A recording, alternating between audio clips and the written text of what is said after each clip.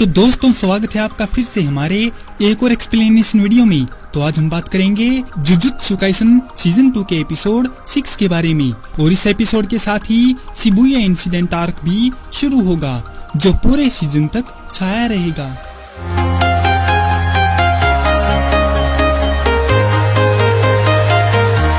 UG, Megumi और Nobara शहर में घूम रहे हैं और यह तय करने की कोशिश कर रहे हैं कि उन्हें टाइम पास करने के लिए क्या करना चाहिए।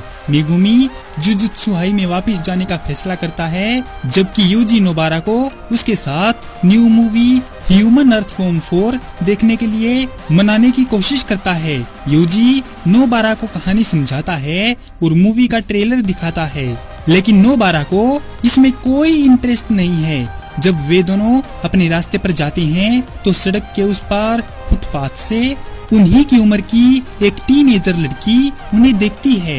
इस बीच एओई टोडो और Mei Mei 5 Jujutsu High student की ग्रेड अप कराने की request Kyoto High principal Gakuganji बाबाजी को करते हैं। इसके बाद वे दोनों पिंग पोंग खेलते हैं और टोडो कहता है कि जिनका भी नाम ग्रेड अप के लिए दिया गया हो तो उन स्टूडेंट्स को पहले दर्जे या सेम ग्रेड वाले जादूगर के साथ जरूरी मिशन पर जाना होता है और उसी मिशन के रिजल्ट से ये तय होता है कि उनकी ऑफिशियल ग्रेड अप होगी या नहीं।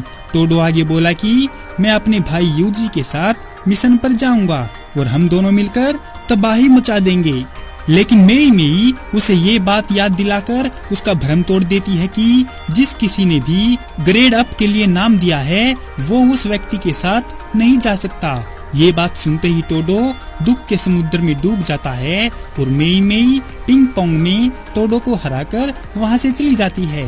और दूसरी तरफ वो फुटपाथ वाली लड़की नोबारा से मिलती है। वो दोनों बात करने के लिए एक रेस्टोरेंट में चले जाते हैं और वो लड़की अपने बारे में बताते हुए कहती है कि उसका नाम यूको ओजावा है और वह स्कूल टाइम से यूजी की क्लासमेट है।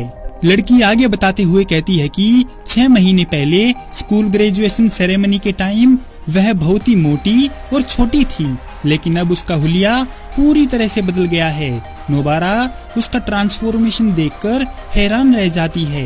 लड़की कहती है कि उस टाइम मैं मोटी थी, लेकिन अब तो मैं तरोताजा हो गई हूँ। तो क्या यूजी अब मुझे गर्लफ्रेंड बना लेगा? नोबारा सारी बात समझ जाती है और इंफॉर्मेशन लेने के लिए कॉल करके इजिची द्वारा मेगुमी को रेस्टोरेंट में बुला लेती है। लड़की को शक होता है कि कहीं यूजी को नोबारा पसंद तो नहीं करती है, जिस पर नोबारा कहती है कि अगर उसके पूर्वज डांस करके भी उसको मनाने की कोशिश करेंगे तो भी वह यूजी की गर्लफ्रेंड नहीं बनेगी। लेकिन उसे अपने कहे शब्दों पर डाउट होता है और कहती है मुझे इतना बुरा क्यों लग रहा है। मेगुमी वहाँ पर आता है तो नोबारा उसका ओजावा से इंट्रोडक्शन करवाती है कि ये यूजी को पसंद करती है और पूछती है कि यूजी की कोई गर्लफ्रेंड है क्या। इतना सुनते ही मेगुमी सरप्राइज रह जाता है और कहता है कि उसकी कोई गर्लफ्रेंड तो बिल्कुल भी नहीं है, क्योंकि जब उसे अचानक से टोक्यो आना पड़ा तो वो बिल्कुल भी दुखी नहीं था और उसके कमरे में बिकनी मॉडल की फोटो टंगी हुई है। जिस बंदे की कोई गर्लफ्रेंड होगी वो अपने कमरे में ऐसी पोस्टर क्यों लगाएगा। ओजावा का सवाल कि यूजी को कैसी लड़कियां पसंद हैं, जिस पर मेगुमी जवाब देता है कि एक बार यूजी ने कहा था कि उसे लंबी लड़कियां पसंद हैं। इतना सुनते ही दोनों लड़कियां खुश हो जाती हैं और मैसेज करके यूजी को वहां पर बुला लेती हैं। वो सभी यूजी के ओजावा को पहचानने को लेकर कंफ्यूजन में पड़ जाते हैं, लेकिन वहां पर आते ही यूजी ओजावा को पहचान लेता है और फ्लैशबैक में चला जाता है।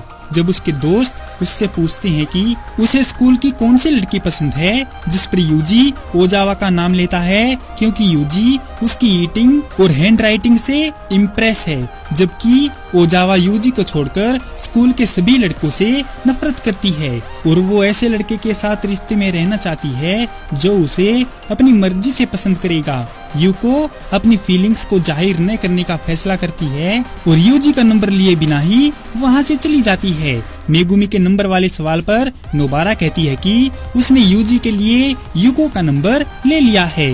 हालांकि नोबारा को जलन हो रही है कि उसे बॉयफ्रेंड मिलने से पहले यूजी को गर्लफ्रेंड मिल गई है। यूजी कुछ ही देर बाद उन दोनों से मिलता है और उन्हें फोर्स करता है कि वे उसके साथ HE4 मूवी देखने जाएं। इसके बाद कुछ टाइम बाद वे तीनों जुजुत्सुहाई में जासूस की इन्वेस्टिगेशन करने के लिए यूटाहाइम इओरी से मिलते हैं। वे उस लोकेशन की जांच करने जाते हैं जहां कोकिची की रियल बॉडी रखी हुई है। यूटाहाइम का मानना है कि कोकिची मूटा, जिसका दूसरा नाम मेकामारू भी है, वह अपनी शापित तकनीक पपेट मैनिपुलेशन की मदद से छोटे और बड़े दोनों तरह के शापित रोबो बनाकर दूर बैठकर भी जासूसी करवा सकता है। क्योटो जुजुत्सुहाई में कासुमी मीवा मेकामारू को याद दिलाती है कि आज उनकी नोटबुक जमा कराने का आखिरी दिन है, लेकिन मेकामारू कासुमी को बताता है कि वह अभी आराम करना चाहता है। जैसे ही वे लोग उसके कमरे में जाते हैं तो उन्हें वहाँ कोकिची नहीं मिलता, क्योंकि वो वहाँ से भाग जाता है और गेटो महितो से मिलता है। दरअसल कोकिची ने महितो से बाइंडिंग वाव ले रखा था कि वो जुजुत्सुहाई के अंदर की बात उनको बताएगा और महितो अपनी कर्स टेक्निक आइडल ट्रांसफिगरेशन से उसकी बॉडी ठीक कर देगा। पर महितो कोकिची को मारना चाहता है, लेकिन गेटो उसे कोकिची के साथ हुए बाइंडिंग वाव से होने वाले लॉस के बारे में वार्न करता है और कहता है कि मुझे इससे शिबुया में भी कुछ काम था। खैर छोड़ो, तुम इसे ठीक करके भी मार सकते हो। महितो ना चाहते हुए भी कोकिची को अपनी टेक्निक आइडल ट्रांसफिगरेशन से ठीक कर देता है और कोकिची से हिसाब चुकता करने के लिए चैलेंज करता है, जिस पर कोकिची कई सारे मेकामारुओं को वहां बुलाकर महितो पर अटैक कर देता है, लेकिन महितो जल्दी से एक एक करके उन्हें ठिकाने लगा देता है, जबकि कोकिची मौका पाकर गायब हो जाता है। महितो को लगा कि कोकिची उससे डरकर भाग गया है, लेकिन तभी वहाँ की जमीन अचानक से टूटती है और गेटो महितो एक बड़े से डैम पर पहुँच जाते हैं। तभी कोकिची का एक लास्ट इन्वेंशन पानी से निकलता है, जो होता है कंप्लीट मेकामारू। मेकामारू के इस बिग वर्जन को कोकिची अंदर से चलाता है, जिसको उसने 17 साल की कर्स एनर्जी से बनाया है और महितो को हराने के लिए इसका यूज करके जिंदा रहने का प्लान बना रहा है। तभी गेटो वहाँ पर अपना कर्टन लगा देता है। कोकिची जानता है कि उसके जीतने के चांस बहुत कम हैं और उसका बचना इस बात पर डिपेंड करता है कि वह खुद को बचाने के लिए साटोरू गोजो से कांटेक्ट कर पाता है या नहीं। अब तक जो भी कुछ हुआ है वह सब कुछ गोजो को बता देगा और शिबुया प्लान के बारे में भी। तब जाकर वो खुद के लिए गोजो से हेल्प लेगा। कोकिची खुद को फंसा हुआ महसूस करता है और अपने अल्ट्रा कैनन के एक ही शॉट में 1 साल की कर्स एनर्जी का इस्तेमाल करके महितो से फाइट शुरू करता है। इसी के साथ ये एपिसोड यहीं पर खत्म हो जाता है।